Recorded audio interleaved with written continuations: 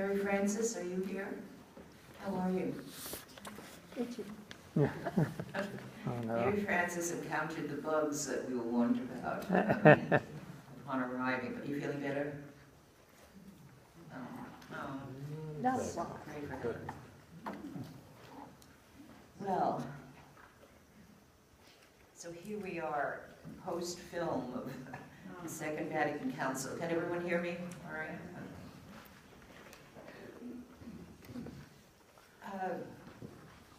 So we're talking this morning about the foundation of the building, namely spirituality. Now, before the Second Vatican Council, now that you've looked at the whole thing, you'll see, the term spirituality was not part of our vocabulary. Right? If you went to a Catholic library, a specifically Catholic library, like the one across the way from St. Patrick's Cathedral, or you went to a seminary library and you asked for some materials in spirituality, you would be directed to moral theology. And that was, nor was it a terminology used in Protestant literature. There it was piety. So spirituality was not the kind of familiar term it is now. Now there are whole bookstores devoted to this. And I really think it came out of the emphasis on baptism. So it's an interesting, I mean, we are here to... Out of the emphasis on baptism. Baptism. Okay. The theology of baptism. All right. And in fact, the first official document to have the term spirituality is the Decree on the Laity, which was a delight to a lot of people and sort of a surprise to others.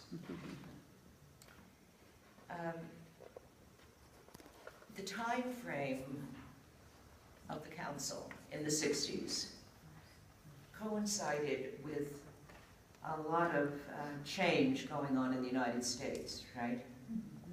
I mean, 50 years ago, right now, there was still freedom riders going through the South. The summer was the big time for that, but there were others. So 1964 was the height of it. The March on Washington with Martin Luther King had already happened, but the voting patterns had not really changed in the South. And a lot of this was due to housing patterns. It was still segregated housing. I moved to Arlington, Virginia in 1958 and had been brought up in New York, lived for a year in South Bend at Notre Dame, and then came to Arlington, arrived the day that the governor of Virginia issued a massive resistance law. Okay, the massive resistance was that we will not desegregate our schools. And so it was in defiance of Brown versus the Board of Education. Arlington County decided not to comply and kept the schools open. And of course they were sued by the state. The Attorney General sued. And it eventually went to the Supreme Court, where the lawyer for Arlington County was Ed Campbell, the husband of Elizabeth Campbell, who began WETA, you know, our public radio and television station. He won the case. So Arlington stayed open, but the governor, shall we say, was not happy, and he still had a few cards to play, one of which was he abolished elected school boards in the whole state of Virginia. So there were no elected school boards until about 20 years ago, when the legislature overturned that. And I'm happy to say, now I know there are some other people from my parish here, from Queen of Peace. Who are they?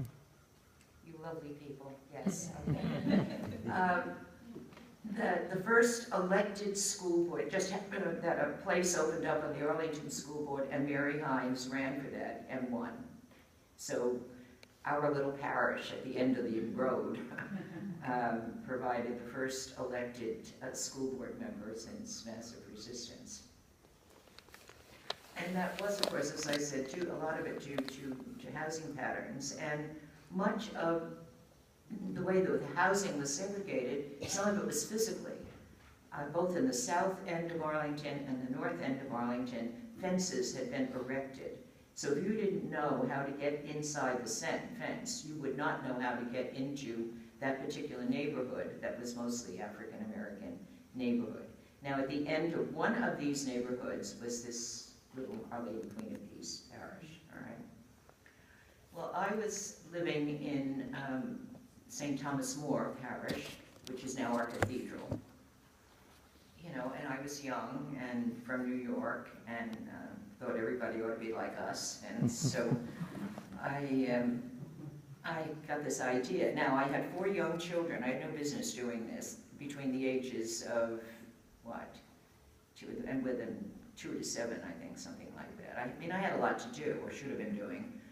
And, but I thought we ought to have a speaker from the Catholic Interracial Council come to St. Thomas More's. So I went to the priests, talked to them. They thought it was a fine idea. They said that I would have to get the buy-in from the laity. And the only real organization was the Council of Catholic Women. You must remember that, Mary Frances. Okay. So the Council of Catholic Women was very active and very prominent.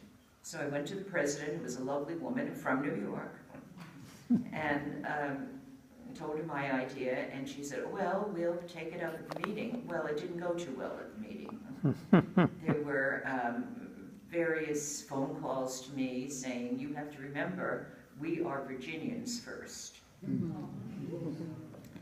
Yes, ma'am. Now, this was still the time, I mean, I paid a poll tax to vote and took a literacy test.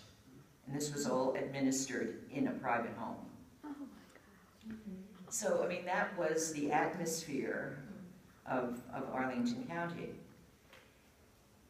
So, frankly, I didn't know what to do. So I went back to the priests of the parish and told them this, and one of them said to me, you'll have to go over to Our Lady Queen of Peace Parish and talk to Father David Ray. I had no idea who he was. I had no idea. Well, I knew a little bit about where the parish was because my husband had marched in the '63 march, and he had to get inside one of those fences to get the bus that was taking people into Washington. So he said to me, it's not that hard.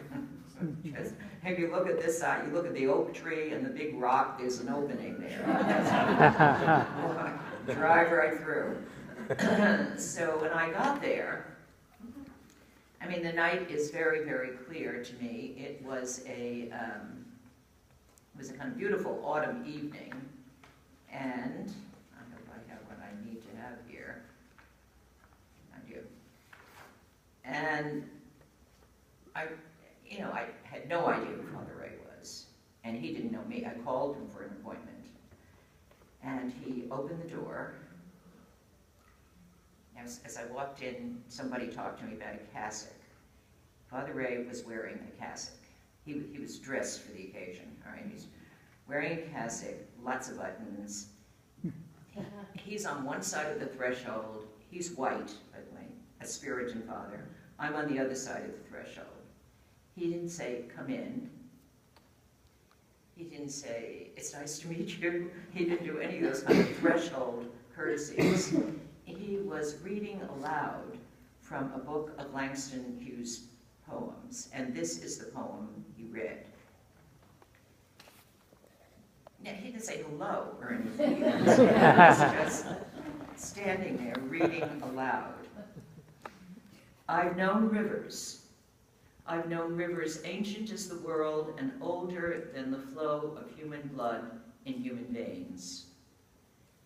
My soul has grown deep like the rivers. I bathed in the Euphrates where dawns were young. I built my hut near the Congo, and it lulled me to sleep. I looked upon the Nile and raised the pyramids above it. I heard the singing of the Mississippi when Abe Lincoln went down to New Orleans, and I've seen its muddy bosom turn all golden in the sunset. I've known rivers, ancient, dusky rivers. My soul has grown deep like the river.